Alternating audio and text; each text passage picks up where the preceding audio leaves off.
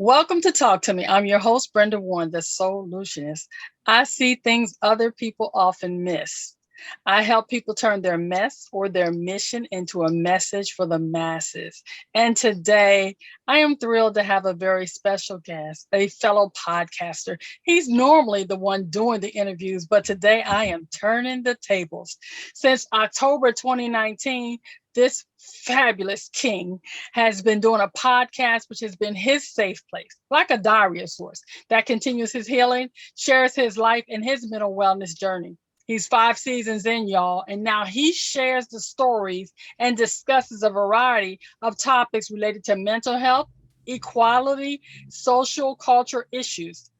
All you have to do is check out the diary of a mad black man to find out that there are a lot of things happening. This brother does not hold back, and I am thrilled today to have him here on my guest. Talk to me. Talk to me, Mr. Blake Johnson. How are you today, sir?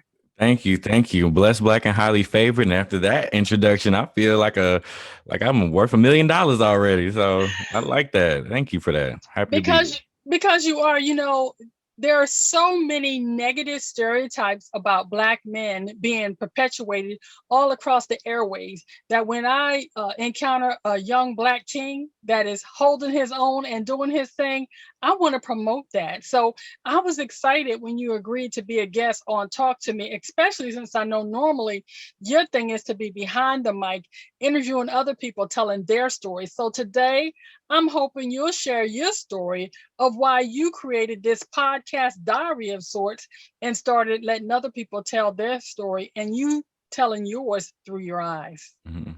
Yeah, definitely. Yeah. Video, being on video is not necessarily my first love, but just wanting to grow and having a greater impact in raising awareness about mental health and sharing my challenges and being able to help more people. I know this kind of comes with the territory, so I'm rolling with the punches and adjusting just as I've done with most things that have come my way in life. Now, I know you've been doing this since 2019, but do you remember what was your very first episode and what made you want to do it? It's interesting. October of 2019 was a very difficult time period in my life. I almost lost my life at the beginning of October, and being in recovery for about 45 days total, not being able to work, just sitting around, like the mental anguish was just building up every day that I just kind of just literally laid around, like literally physically ill.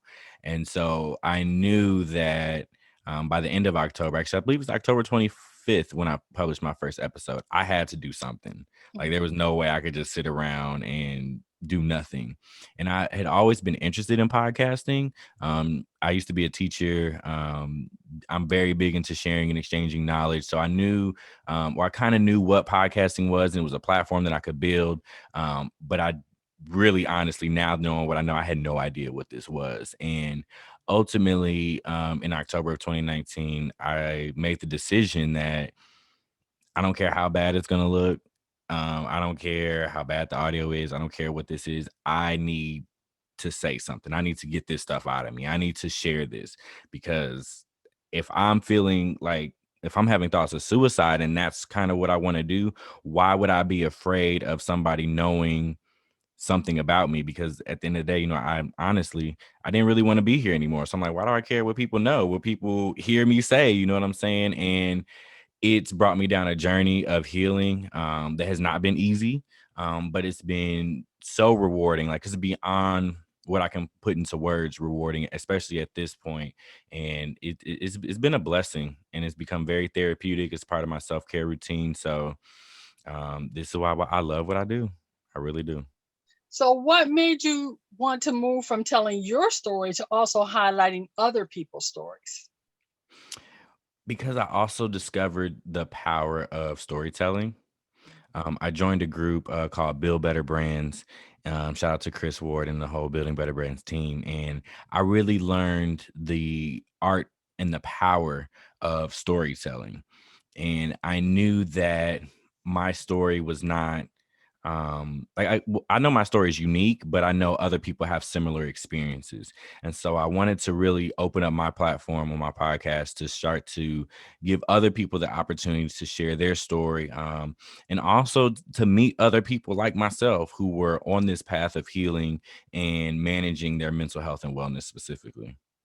How has your background in teaching helped you as a podcaster? It's helped me to stay organized.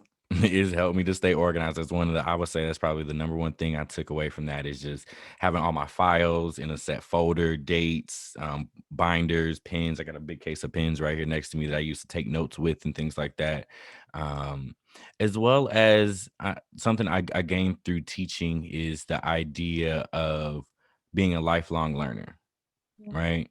You know, when you think about where a child starts at the beginning of kindergarten versus where they are at the end of kindergarten, there's so much knowledge that's gained and acquired from that. So now, especially at this stage of my career in podcasting, I really apply those principles to what it is I'm doing. I also understand that, like a school year, it's not going to happen overnight.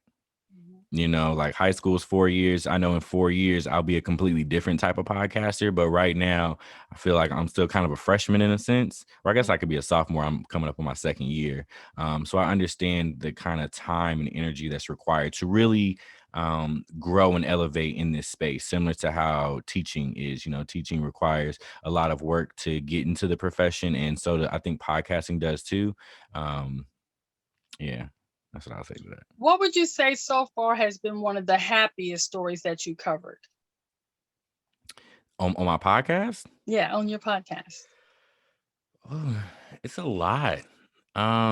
Well, so two come to mind. I'm Mhm. gonna share two of them. Okay. The first one is the story of my sponsor, actually. So I'm sponsored by Canna Comforts. Shout out to Monica and Jamie.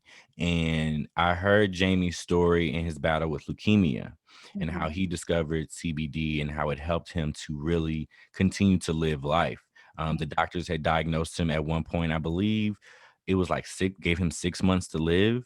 And mhm, it's been years since that diagnosis that doctor gave him. And it's because of his commitment to healing himself and mhm, discovering a way for himself.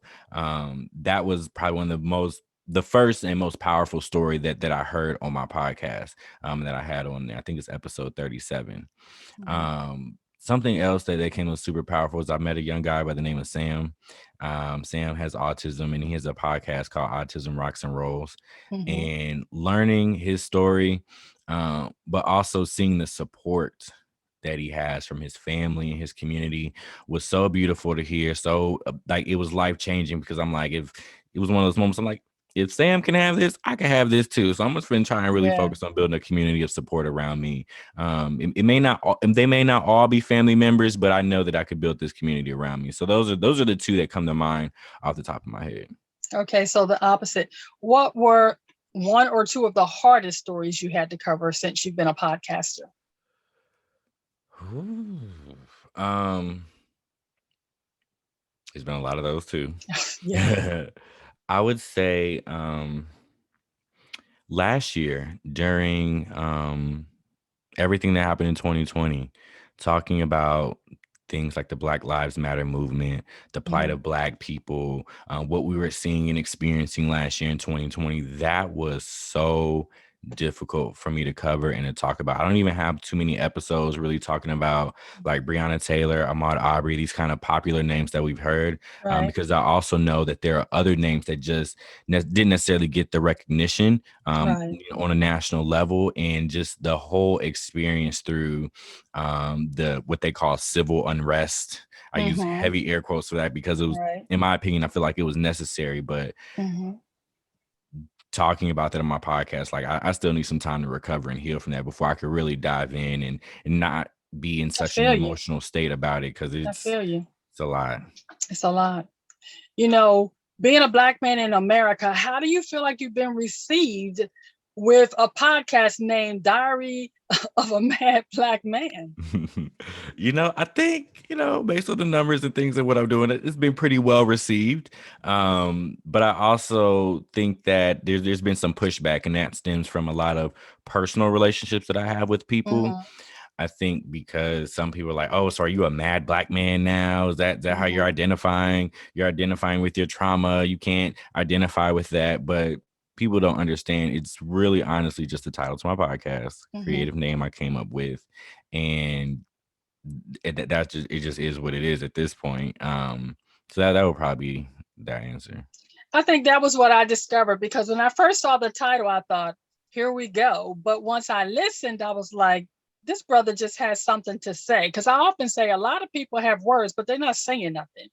But when I listened to your podcast, there was a realization that it was a sense of uh, thought process, healing, a journey to self reflection, and also, like you do, a journey to tell other people's stories.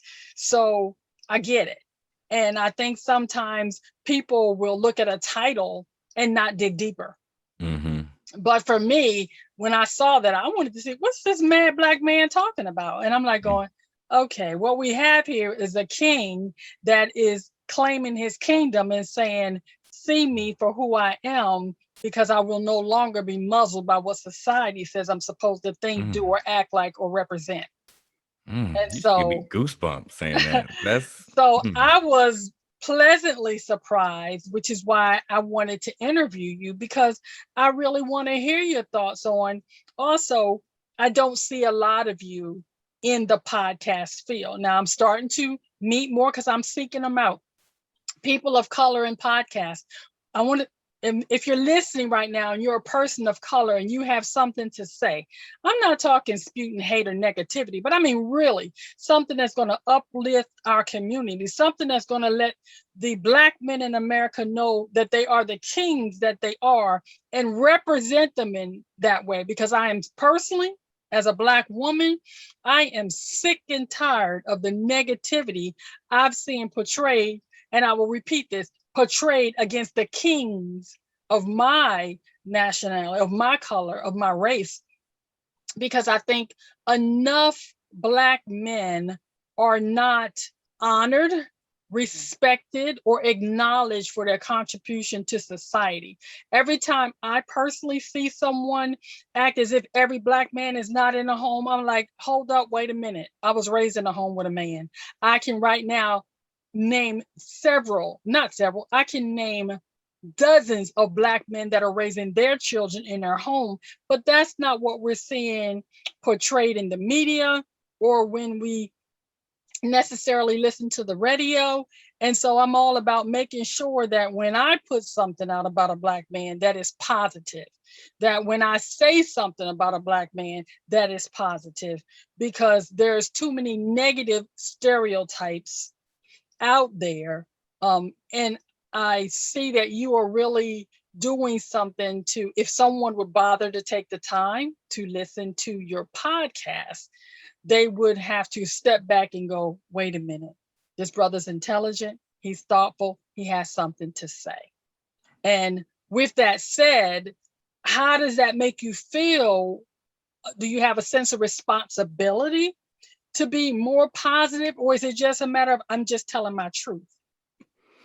Um, I would say both. Because in one respect, the podcast was born from a very selfish place. Like it was all about me. I didn't care about no audience. I didn't care about no Mhm, plays, no downloads. I didn't care about none of that. It was all about me. mhm, But I do feel a small sense of responsibility now because I know that there are a lot of black men just like me who are very focused on their healing. I'm a part mhm, of full of all black men groups online. Unfortunately, a lot of these groups I met during the past year. But I now know that there are brothers like me who are not, stereotypical black men, thugs selling drugs, violent, angry all the time, things like that, abusive and mhm, disrespectful to women. There are black men that out there. There are what's the term I'm looking for? I guess you could say just well-rounded and overall positive people.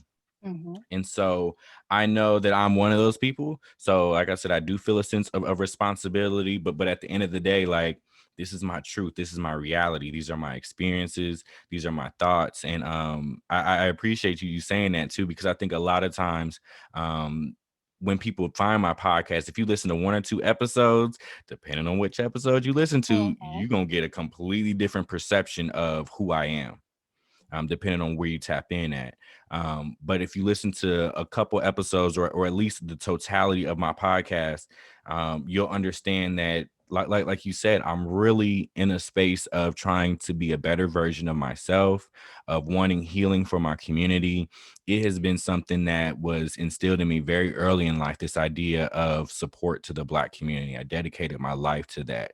And it's one of the reasons why I became a teacher. And I was so committed to that field and to that this idea of being able to teach and work with young people, because I know that when you have the skill set and an intelligence to navigate this world we're living in, you won't necessarily experience a lot of the things that unfortunately Black people experience because of the way the world looks at us, the way the world portrays us, the communities and environments that unfortunately we live in. Think about the education system in America and go so deep into that. But yeah, so I really like the fact that I am amongst other kings, other Black kings that are, like I said, elevating and evolving to be a better version of themselves for our community. And you hear me use the term kings when I refer to Black men, because I I truly believe it's all about the languaging. What we say about ourselves matters, and oftentimes, I've actually had a young brother the other day when I was talking to him say, when I called him a king, it was the first time he'd ever been called that. And I could see him sit up a little straighter. And I thought to myself, why is this the first time he's hearing this? Why does he not know or even see himself as such, that his seed is his destiny, that he reigns, that he has choices, that he controls his thoughts, his environment, his message about himself? We're not one dimensional. So, like you said, if someone taps in on one of your shows that is more, let's say, more real, in the sense Yeah, that you're not holding back, they may not come back, but that's their loss, because nobody is spreading sugar every day. There were times I really tried to spread a positive message, but George Floyd put me in a whole nother mental space. And I tried to hold my tongue, but there's sometimes when we can't afford to be silent, and you mm, just have to say how you feel, knowing that even with that you may lose viewers or whatever. I really didn't care at that point, because it was about me expressing the hurt, the pain, the anger, the anguish. And to my surprise, it was very positively received, but I really didn't care how it was received at that point, because there was a matter of feeling like I was drowning in plain sight, trying not to scream, or that I'm screaming but nobody's hearing me. mm. And so when I listen to podcasts like yours, and there's a couple other brothers that I just recently became aware of, I am often amazed and excited to, number one, even know you guys exist, because you don't often hear about you when they're talking about what's going on. All we hear is the negatives, which I will not repeat. But I'm saying it's time to get the word out that you exist, that there Absolutely. are kings that are reigning in their kingdoms, that are lifting their voices for positivity, that you have a clarion call for um, self love, that you're not tearing down the community. And so I'm excited that hopefully, after hearing this interview with you, people will go check out your podcast, Diary of a Mad Black Man, and check out what you are really talking about. Are there any, what is it? Any plans for you to write a book about your thoughts, or to even write the diary of your journey? Absolutely. If you ask people that know me, they say, Blake always been saying he gonna write a book. He been saying that since college. No, I'm really finna do it, because now I have already technically, like with my podcast that I have already, I can Mm-hmm. just take a couple transcripts from a couple episodes and boom, Hello. there's a book right there. Mhm. So, yes, writing a book is definitely the next step. I'm definitely looking to elevate and grow the brand, but also the main thing is to expand the message.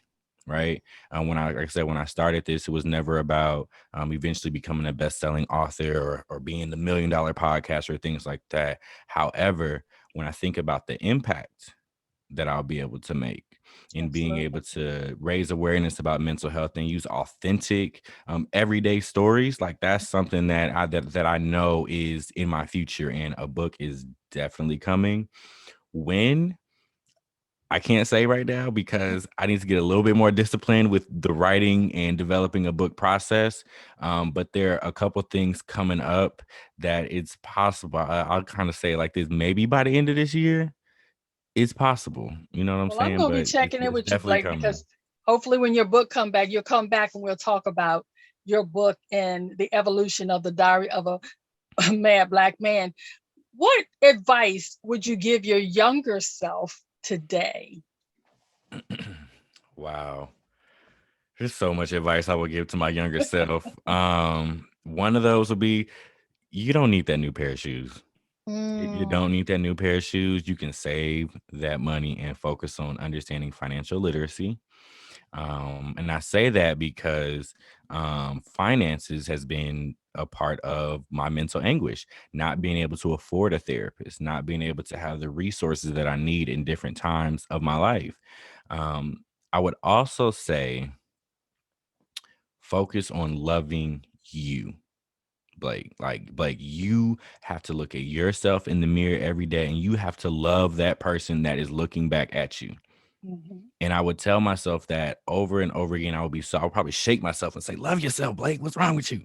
Because for so long, that didn't really exist. Yeah. And I now understand that I am in a relationship with myself. And just like a relationship with another person, I have to take myself on dates. I have to show myself Mm, love.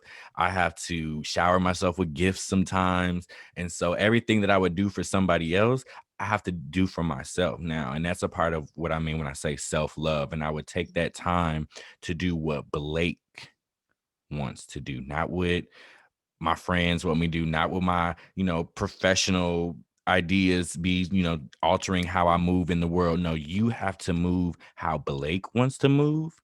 So that way everything around you can be authentic and aligned with who you actually are. that's good. I'm all about self-care, Blake. You know, if you were to advise someone that's hearing you today that says, Blake, I want to be a podcaster like you, some young brother sitting out there saying, I have something to say, but they don't know where to start. What's one piece of advice, or even more, that you'd give them? Mhm. Well, definitely, I would tell them to join the Black Podcast Club. The Black Okay. Podcast Club is my company I created. It's a social network for Black podcasters and creatives. So, if you're interested in podcasting and you want to get involved, like we have an amazing and phenomenal network already. Like sometimes, like when I think about it, I get kind of Mm-hmm. stumbled over my words and stuff like that because it's like I really created this, and this is really starting to take a life of its own. Mm-hmm. Um, I would also tell them to don't get caught up in the nitty gritty details in the beginning. Focus on pushing record consistently. Like I think Okay. a lot of times new podcasters, what I'm learning and having worked with so many, they're like, oh, what about this? Oh, what about that? I'm like, that's stuff that you're going to get down the line. You know what I'm saying? Like when I think, and honestly, like some of my first episodes, like in that first season, are like cringe worthy. Like Join the club, Blake. I it's know just what you're like, talking about. why did I put that out? Oh my God, that audio sounds terrible. But it's like, you know what? This thing in podcasting is like a journey. It's like Mm-hmm. life. You're gonna get better as you go. Like look at me now, like my mic, like my whole first season, I didn't even have a microphone, didn't know about studio quality headphones and stuff like that. Right, So right. just push record and get started. And join the Black Podcast Club. Shameless So, plug. how do you join the Black Podcast Club? So you can go to our website. We have actually a link on our website where you can schedule a meeting with me. Mm-hmm. And from there, I'll go more in depth about what we do, how we operate, the benefits, the pros and cons to being a member. We actually have 2 tiers of membership right now. One Okay. is free. If you're a Mm-hmm. Black creative and podcaster, you could pull up to the club just like you could pull up to any other club. We're not going to turn you away because you ain't got the right shoes on or outfit. We allow everybody into the club, even other races. I like to say that this is definitely a pro-black space, and the only thing Mhm. we are anti is racism and white supremacy. Mhm. Because as a podcaster and a creative, what we do is we're all about understanding, learning, and evolving. So Okay. yes, that's what I would say to them. So, and for the Black Podcast Club, can women join that club as well, or is this just for the brothers? It's for men, women, and however you choose to identify. You can Okay. also again just follow us on social media, the Black Podcast Club, Twitter, Facebook, Instagram, and just engage with us. And like I said, it's like my mindset about the club. It's just like any other club. Sometimes you may go to a club, you may only go there one time, you be in and out. Some Okay. people, they're going to go to that club. They can go to that club every single weekend. We have happy hour every Thursday on Clubhouse at 8 p.m. Eastern Standard Time. And some people, like my VIP members, they actually pay a monthly membership fee, and that Mhm. comes with other benefits and things like that. So it's going to be something super powerful in the podcast space in the future. So I have to ask you this, when you first started this back in 2019, did you envision yourself being where you are right now? Absolutely not. You you you there I wouldn't have no, I wouldn't have bet no money on it. I didn't, because honestly, like where I was mentally, I didn't think I would live for like another year. Like Wow. honestly, I thought and I finally have opened up and said this because I was kind of ashamed for a long time to say this. I actually planned to like tell my story and then end my Mhm. life. Like that was how I was gonna do. I was gonna Been schedule some there. episodes and Been there. just like that was gonna be it. But the beauty that has come out of sharing some of the most painful stories of my life, the Mhm. rewards have just like I still have difficulty even processing and believing that this is really Mhm. happening to me right now. Like in a couple weeks, I'll actually be speaking at Podcast Movement, the largest podcast conference in the country. So it's Wow. like, and there's so many like amazing industry leaders there. Like some of my people that I look at as like my idols, like my mentors Mhm. are gonna be there. So Yeah. if you'd have told me this in October of 2019, I'd have been like, bruh, no way. I'm broke. I'm depressed. I ain't got no car. I'm only making $9 an hour. Ain't no way I'm gonna be able to do all that. But I got you. look at God. So Yeah. What a difference almost a year makes. listen, and that's something else I think about a lot too, especially over this summer. Like, Mhm. I think a lot of us now, as the world's opening back up, we're kind of reflecting to where we were. Um, And I know a lot of us, have had a very difficult year in 2020. But for me, it was, it really compounded the mental anguish that I was going through. And I fought so hard to build the Black Podcast Club Mhm. because it allowed me to create a community of podcasters around me. It allowed me to really meet people that are dedicated and committed to Mhm. grow and evolve in this podcast space. I got to give a shout out to my pod brother, a handsome guy named Will. We actually got a new podcast that's coming out for the Black Podcast Club. And Okay. this guy has stuck by my side since day one of me even making a post of putting people together. And it's people like him, people like even Sade, Scorpion. There are other people that work behind the scenes in the Black Podcast Club that give me that extra boost of motivation. And when you have a community, when you have a team of people around you that want to do Mhm. what you want to do, it's like, I ain't got to do this all by myself. Yeah. Bet, let's really do it. And it makes the journey that much more enjoyable because you're able to enjoy the wins with other people along the way. That's amazing. Blake, tell me, with all of that said, how is what you're doing right now helping you live your best life now? Man, it's allowing me just to be who I am and show up as I am. And I'm in the process of creating the lifestyle that I want to live. And what I love is I love podcasting. I love meeting people. I love having deep and serious conversations that the average person may not necessarily be comfortable with doing. But it's afforded me just the ability to be myself and to love myself and to understand myself on a much deeper level. It's also helped me to prioritize and to understand that my health and wellness is number one priority over any and everything that can come in this lifetime. Like there's no amount of money, there's no job, there's nothing that you can give me in this world that'll make me move my mental health and wellness from being number one on my priority list.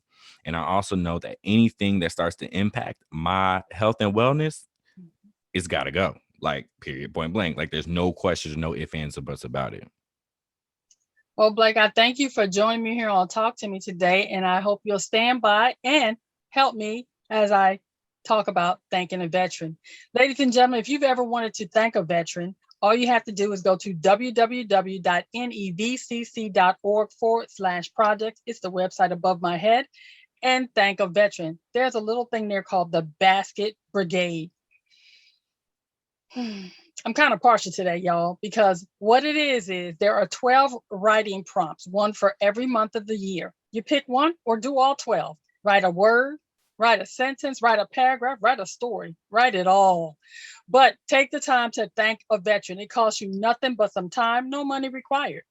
And if you do that, at the end of the year, Lisa DeShorn, the executive director of the New England Veterans Chamber of Commerce, and her staff will compile all those amazing thank yous into a beautifully illustrated book and place it in a basket full of goodies. And some very lucky veterans will receive that basket with that book of thank yous on January 1st, 2022. So if you want to help thank a veteran, go to www.nevcc.org/projects. You know, Blake, I want to ask the audience one other thing before I give you the opportunity to have your closing thoughts. You know, you've listened to this magnificent king speak today, and you've seen what Black excellence, or at least you've heard what Black excellence looks like. And I want you to think about this for those young brothers and sisters out there that may be thinking, I have something to say. I'd like to do a podcast. I want you to tap in to the Black Podcasters Club. And how do you do that? The first thing you do, you transform your mind. And remember, you too can do this. It's possible. If you have a voice, lift it.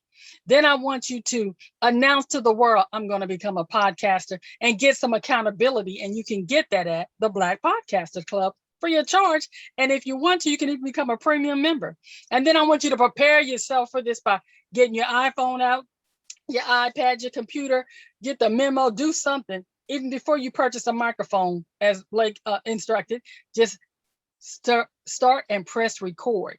Then I want you to imagine what your life would look like if your voice was heard all over the world. Because from behind these microphones, Blake and I impact people all over the globe. It is limited only by your imagination. And then I want you to nurture that thought. That's how you tap in.